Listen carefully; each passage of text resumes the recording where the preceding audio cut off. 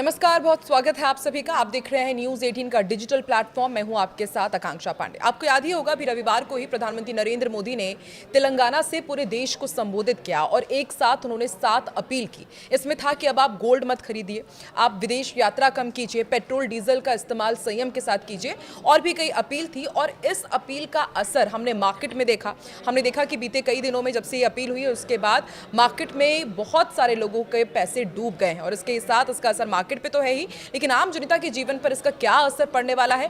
और ऐसे कई सवाल है जो आम जनता भी जानना चाहती है, समझना चाहती है। प्रधानमंत्री नरेंद्र मोदी की इन 7 अपीलों के पीछे छिपा हुआ क्या संदेश था, तो आज हम कोशिश करेंगे उसे डिकोड करने के लिए। इस वक्त हमारे साथ खास मेहमान मौजूद है, मार्केट एक्सपर्ट अनुज गुप्ता जी। अनुज जी, बहुत बहुत स्वागत है आपका। अनुज जी, आपने भी प्रधानमंत्री नरेंद्र मोदी को सुना ही होगा, किस तरीके से उन्होंने कई सारे अपील की और इसमें जो सबसे इंपॉर्टेंट था कि अब आप गोल्ड मत खरीदिए। लेकिन हम सभी जानते हैं कि जो इंडियन ह्यूमन का नेचर होता है वो सबसे अच्छा इन्वेस्टमेंट गोल्ड को ही मानते हैं।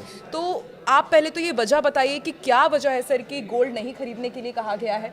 और क्योंकि अभी एक रिपोर्ट मैं भी पढ़ रही थी कि सरकार आरबीआई के जरिए खुद तो गोल्ड खरीद रही है, लेकिन आम जनता को क्यों मना किया? देखिए, सबसे पहली बात तो गोल्ड एक इमोशनल एसेट है जिसको हर लोग परचेज करते हैं, जब भी मौका मिलता है लोग परचेज करते हैं। यहाँ पर प्रधानमंत्री मोदी ने क्लियर कहा है कि आप मीन्स उन्होंने विनती करी है कि आप गोल्ड ज्वेलरी ना परचेज करें, क्योंकि उनका फोकस है कि अगर आप गोल्ड ज्वेलरी लेते हैं तो वो एक डेड एसेट हो जाता है, क्योंकि वो मनी फ्लो में नहीं आ पाता है। मीन्स आपने अगर ज्वेलरी परचेज करी है, मैं यहाँ पर ज्वेलरी वर्ड यूज़ कर रहा हूँ, मैं गोल्ड ज्वेलरी यूज़ कर रहा हूँ, क्योंकि ज्वेलरी जब हम परचेज करते हैं तो वो लॉकर में जाकर बंद हो जाती है, वो मनी फ्लो में नहीं आ पाता है। अगर आप गोल्ड का बार ले रहे हैं या अगर आप गोल्ड का कॉइन ले रहे हैं तो आप उसको बेच सकते हैं दोबारा से, बेचने के बाद वो मनी फ्लो में आता है जी। जबकि गोल्ड अगर आप देखेंगे, गोल्ड ज्वेलरी जो है वो लॉकर में जाके जमा हो जाती है। अगर आप देखेंगे अनऑफिशियली करीबन 30,000 टन के आसपास अनऑफिशियल गोल्ड है जो लॉकर में बंद पड़ा है। अच्छा, राइट। तो ये सरकार चाहती है कि अगर आप गोल्ड ले रहे हैं तो गोल्ड वो फ्लो में आना चाहिए, क्योंकि जिससे कि हमारा जो फॉरेन रिजर्व है वो हमारा मूव करता है। अगर आप देखेंगे तो भारत जो है करीबन 1500 किलो के आसपास एक साल में प्रोड्यूस करता है गोल्ड, जबकि हमारी जो डिमांड है वो करीबन 700-800 टन पर ईयर के हिसाब से है। तो इतना बड़ा जो गैप है, ये गैप हम बाहर से इंपोर्ट करते हैं और इंपोर्ट के लिए हम बहुत बड़ी राशि, बहुत बड़ा फॉरेन रिजर्व हम बाहर पे करते हैं। तो सरकार ये चाहती है कि भाई आप उतना ही गोल्ड खरीदें जितना आपको रिक्वायरमेंट हो, या ऐसा आप गोल्ड खरीदें जो कि आपके मनी फ्लो में फ्लो करता रहे। मींस अगर आप गोल्ड लेकिन अनुज जी, जब हमने देखा कि प्रधानमंत्री नरेंद्र मोदी की अपील थी तो जितने भी ज्वेलरी शेयर्स थे वो 10% तक गिर गए और कई लोगों के पैसे डूब गए। तो मतलब ये एक बहुत बड़ा साइड इफेक्ट भी कहीं ना कहीं देखा जा रहा है। तो अब इससे मार्केट कैसे उभरेगा? आपको लग रहा है कि बहुत जल्द उभर पाएगा या फिर एक बहुत लंबा स्पैन देखने को मिलेगा, क्योंकि मार्केट तो ऐसे भी बहुत ज़्यादा एडवर्सली इफेक्ट हो ही रहा था वॉर के कारण?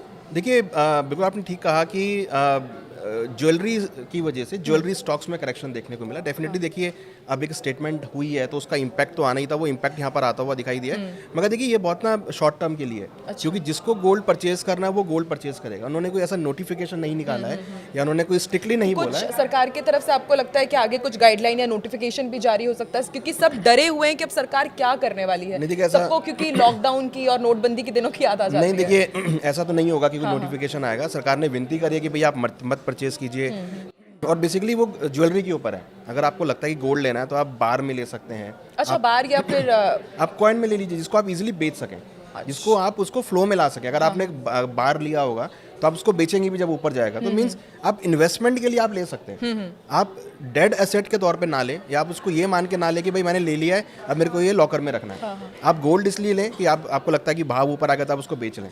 अगर आप उसको मनी फ्लो का पार्ट बना रहे हैं तो आप उसको ले सकते हैं आराम से। ठीक है। और सर, एक साल तक यदि नहीं खरीदते हैं हम सोना, तो आपको लगता है कि इंडियन इकोनॉमी में इसका क्या असर होगा? क्योंकि हमने देखा भी है कि 6 साल में 2.5 गुना जो इम्पोर्ट ड्यूटी है वो बढ़ गई है गोल्ड की, तो क्या इसका भी असर होगा? देखिए, एक साल में हम करीबन $6 ट्रिलियन के आसपास फॉरेन रिजर्व गोल्ड के लिए यूज़ करते हैं। अगर हम गोल्ड कम खरीदेंगे एक साल के लिए तो हमारा वो अमाउंट बचेगा। अच्छा। जो कि हम जो उपयोगी वस्तुएं, जो ज़रूरत की चीज़ें, जैसे पेट्रोल है, क्योंकि पेट्रोल के भाव अगर आप देखेंगे तो पिछले मीन्स कच्चे तेल के भाव पिछले 4 महीनों में करीबन 80% जंप कर गए हैं। तो उसकी वजह से हमारा जो करंट अकाउंट डेफिसिट है, जो हमारी इंपोर्ट वैल्यू है, वो इंक्रीज़ हो गई है। तो अगर हम पैसा गोल्ड में बचाते हैं तो हम उसके लिए हर तरीके से क्रूड बाय कर पाएंगे, क्रूड को खरीद पाएंगे हर रेट पे, जिससे कि हम जो गैस की समस्या है या आगे एलपीजी की प्रॉब्लम है उसको हम पूरी तरीके से यहाँ पर फुलफिल कर पाएंगे। तो मुझे लगता है कि जो सरकार का फोकस ये है कि जो आपके लिए यूज़ की चीज़ें हैं उस पर इस टाइम ध्यान दिया जाए जी। आगे अगर हम क्रूड हमें मंगाना है तो हम क्रूड मंगा लें,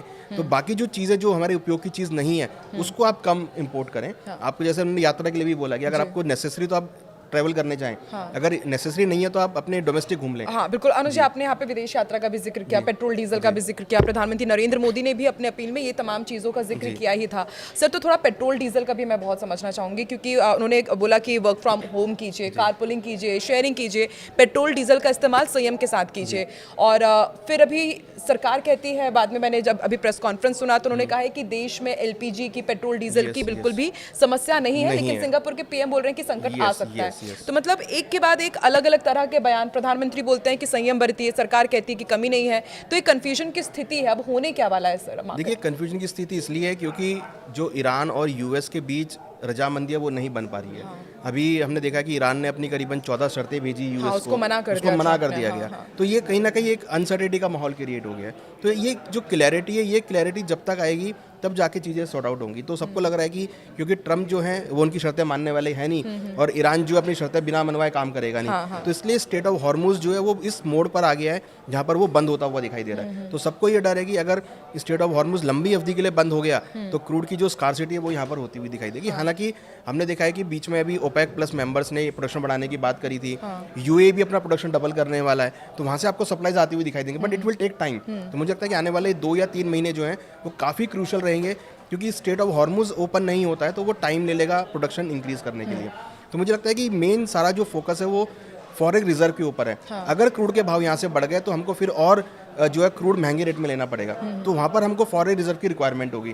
तो इसलिए मोदी साहब ने कहा है कि अगर आप को जो भी ऐसी काम करना है जो कि फॉरेन रिजर्व पे डिपेंड है, तो अगर आपका ज़रूरत का है तो ही करें, अगर ज़रूरत का नहीं है तो आप ना करें, क्योंकि फिर वो हमको वो अमाउंट हम क्रूड मंगाने में यूज़ कर सकते हैं। तो इसमें अगर आप देखें कि गोल्ड एक ऐसी वस्तु है जो जनरली लोग केवल इमोशनल ले लेते हैं, ट्रेडिशनल वे में ले लेते हैं, तो जिसमें ज्वेलरी एक बहुत बड़ा पार्ट है। क्योंकि ज्वेलरी हम क्या करते हैं, ज्वेलरी लेते हैं, एक बार यूज़ करते हैं, उसको लॉकर में रख देते हैं, तो रखी रह जाती है, तो वो फ्लो में नहीं आ पाती। तो आप ऐसा इन्वेस्टमेंट करें जो फ्लो में आए।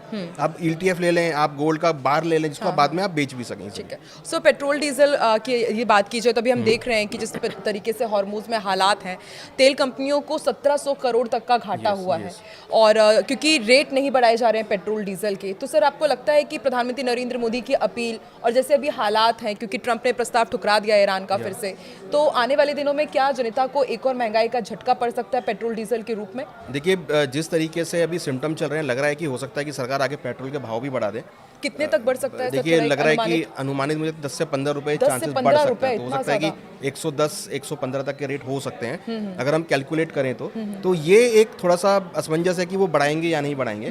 हालांकि ऐसा लग रहा है कि अगर क्रूड के भाव यहाँ से और जंप हुए तो सरकार के पास कोई ऑप्शन बचेगा नहीं, वो शायद बढ़ा भी दे रेट। उन्होंने ये भी कहा है कि आप कम से कम क्रूड को, पेट्रोल को आप कम यूज़ करें, खाने के तेलों को कम यूज़ करें, जिससे कि जो उसकी स्कार्सिटी वाला इशू है वो भारत में ना पाए। हालांकि भारत के पास अभी भी एम्पल सप्लाईज हैं, जो स्टोरेज है वो काफ़ी अच्छा है, और मुझे लगता नहीं कोई ऐसी स्थिति आएगी, मगर फॉर द कॉशंस पर्सपेक्टिव कि आगे इशू ना आए, इसलिए मोदी ने अपील करी है कि आप कम से कम पेट्रोल, डीजल, गैस को जितना यूज़ हो उतना ही आप उसको उपयोग करें।